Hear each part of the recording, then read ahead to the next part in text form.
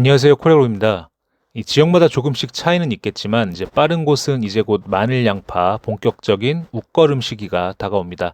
이제 오늘은 마늘 양파 웃거름 시기가 왜 성공 농사를 좌우할 수 있는지, 그리고 지금 같은 기후에서 웃거름을 어떻게 다시 생각해야 하는지에 대해서 말씀드려 보도록 하겠습니다. 최근 몇 년간 양파나 마늘 재배 지역을 보면 이 재난 지역으로 선포되는 곳이 많을 정도로 작황이 부진했습니다. 이 왼쪽 사진을 보시면 이 당시에는 기후적인 영향이 워낙 커서 약을 아무리 열심히 쳐도 정상적인 수확을 하지 못한 포장이 굉장히 많았는데요. 이제 그런데 같은 지역, 같은 조건에서도 이 웃거름을 어떻게 하느냐에 따라서 상대적으로 안정적인 수확을 한 농가도 분명히 존재합니다. 양파 마늘이 생육 재생기에 들어가면 이 요소를 단독으로 먼저 시비하는 방식이 있는데요. 이 월동기 동안 부진했던 생육을 빨리 깨우기 위해서, 그리고 초기 생육을 앞당기기 위해서 이제 많은 농가분들이 이렇게 시비를 하시는데요. 이 요소는 질소 함량이 46%로 질소가 가장 많은 비료죠. 잎도 빨리 크고 색도 빠르게 진해지고요. 생육도 눈에 띄게 빨라집니다. 이제 그래서 실제로 요소를 잘 사용해서 성공적인 농사를 지으시는 농가분들도 분명히 많이 계십니다. 하지만 지금은 과거와 상황이 많이 달라졌습니다. 과연 지금 같은 불량기후 속에서도 이 과거와 같은 관행적인 웃거름 방식이 과연 안전할지 한 번은 짚고 넘어가야 할 시점이라고 생각이 되고요. 이 최근 몇 년간 현장을 계속 이제 돌아다니다 보면 이 냉해나 병이 심하게 발생한 포장들에서 반복적으로 보이는 공통점이 하나 있었는데요. 물론 원인은 하나가 아니겠죠. 여러 원인이 있을 텐데 그 중에서도 이제 1차 웃거름으로 요소나 일반 속효성 질소 비료를 사용한 포장에서 피해가 더 크게 나타난 경우를 반복적으로 이제 목격하게 된 건데요. 여기서 말씀드리는 속효성 비료란 특별한 기능이 없는 일반 화학 비료에 포함된 질소라고 이해하시면 될 것 같습니다. 완효성 비료가 아닌 대부분의 질소는 작물 입장에서는 빠르게 반응하는 질소입니다. 그럼 먼저 요소를 단독으로 먼저 시비하는 방식부터 살펴보겠습니다. 관행적으로 이제 많은 농가분들이 사용하시는 방법이고, 이 농촌진흥청 자료에서도 마늘 양파 웃거름 기준으로 요소가 자주 언급됩니다. 다만 여기에는 중요한 전제 조건이 있습니다. 바로 염화칼륨이나 황산칼륨과 함께 시비하는 조건입니다. 하지만 실제 현장에서는 월동 직후 생육을 깨우는 용도로 요소가 단독으로 먼저 시비되는 경우가 많죠. 이 방식은 과거에는 큰 문제가 되지 않을 수도 있었겠지만 이 지금과 같은 기후에서는 적은 양이라고 하더라도 리스크가 커질 수 있는 조건이 됩니다. 그렇다면 왜 요소나 일반 속효성 비료가 지금은 문제가 될 수 있을까요?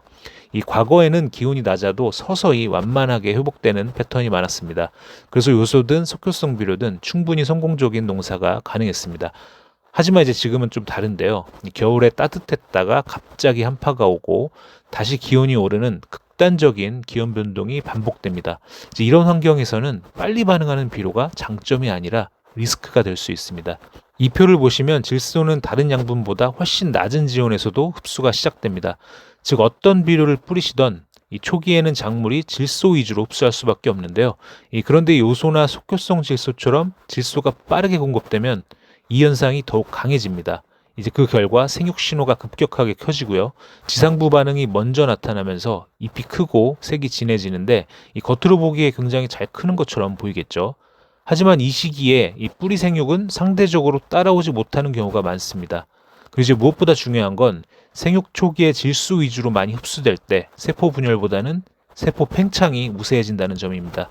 이 같은 크기의 조직이라도 세포 분열이 잘 된 조직과 또 세포가 크게 팽창된 조직 중에서 어느 쪽이 냉해와 병에 더 강할까요? 당연히 세포 수가 많고 조직이 치밀한 쪽이겠죠. 이 질소 위주의 흡수는 이 세포 안으로 물을 더 많이 끌어당기고요. 이 세포가 커지면서 세포벽도 연약해집니다.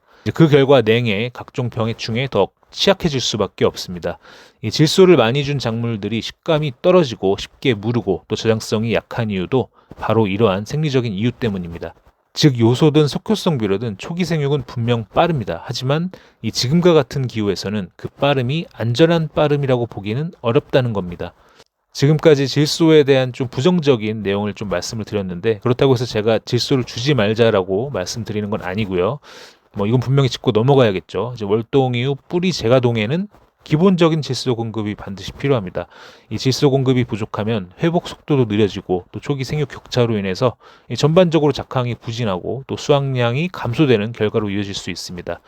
그래서 1차 웃거름의 핵심은 질소를 빼자가 아니라 질소를 천천히 공급하자입니다.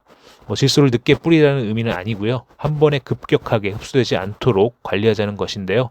이제 그런 빠른 질소 공급이 문제라면 유기질 비료는 어떨까요? 실제로 생육 재생기에 퇴비나 유기질 비료를 멀칭이로 뿌리시는 농가분들도 계십니다. 자, 하지만 유기질 비료는 수분, 온도, 미생물 등 상태에 따라서 이제 분해 시점을 통제하기가 어렵습니다. 그래서 필요할 때는 양분이 공급이 안 되거나 또 질소를 끊고 싶은 시기에도 공급을 끊지 못하는 상황이 생길 수 있습니다. 또 분해 과정에서 지제부나 뿌리를 손상시키는 경우도 발생합니다. 그래서 저희가 월동 이후 생육 재생기에 양분 관리를 할 때 권장드리는 방식은 이렇습니다. 이제 먼저 마늘 양파를 깨우기 위해서 요소를 단독으로 시비하시기보다는 질소, 인산, 가리, 황, 미량 요소 등 여러 가지 성분이 균형 있게 들어가 있는 관주용 비료를 희석해서 연면 시비하도록 합니다. 이때는 지온이 낮기 때문에 질소 위주로 흡수할 수밖에 없기 때문에 연면 시비를 통해서 다양한 성분들을 공급해 주는 거고요. 그리고 이때는 이제 부직포나 비닐을 벗긴 지 얼마 안 된 월동 스트레스가 큰 시기이기 때문에 아미노산제나 해조 추출물제를 혼용해 주시면 회복과 뿌리 발달에 훨씬 유리합니다. 이렇게 하시면 질소 위주의 자극이 아니라 균형 잡힌 생육 신호를 줄 수 있습니다. 그 결과 초기 냉해나 병에 견디는 힘이 강해지고요. 그리고 1차 옷걸음으로는 급격한 질소 공급을 피하고 꾸준한 공급이 가능한 완효성 비료를 권장드립니다. 저희 같은 경우는 엔텍이 되겠죠. 다만 이제 완효성 비료라고 하더라도 코팅이 너무 두꺼워서 물에 녹지 않거나 양분 용출이 지나치게 느린 제품은 이제 멀칭 위에 시비하는 마늘 양파 옷걸음에는 맞지가 않겠죠. 그래서 물에도 잘 녹고 용출이 안정적인 완효성 비료를 선택하시길 바랍니다. 그리고 완효성 비료 사용 시 또 중요한 점은 이 물 공급이 꾸준히 가능해야 한다는 점인데요. 이제 특히 완효성 비료 같은 경우에는 수분이 부족하면 흡수율이 크게 떨어질 수 있기 때문에 이 점 참고하시고요. 물론 지금도 관행적인 시비만으로도 충분히 성공 농사를 짓고 계시는 분도 많이 계십니다. 토양 관리도 잘 하시고 꾸준히 양분 관리도 잘 해주시고 적재적소에 양분량을 조절하시면서 농사 지으시면 충분히 가능하시지만 다만 급격한 기온 변화, 봄철 잦은 비, 이상 기후가 반복되는 요즘에는 웃거름과 비료 선택에 따라서 냉해, 병의 발생 정도가 달라질 수 있다는 점을 한 번쯤은 고려해 보셨으면 좋겠습니다. 이제 요즘 농사는 빨리 크는 밭보다 끝까지 버티는 밭이 이깁니다. 오늘 내용은 여기까지입니다. 다음에도 현장에 도움이 되는 내용으로 찾아뵙도록 하겠습니다. 감사합니다.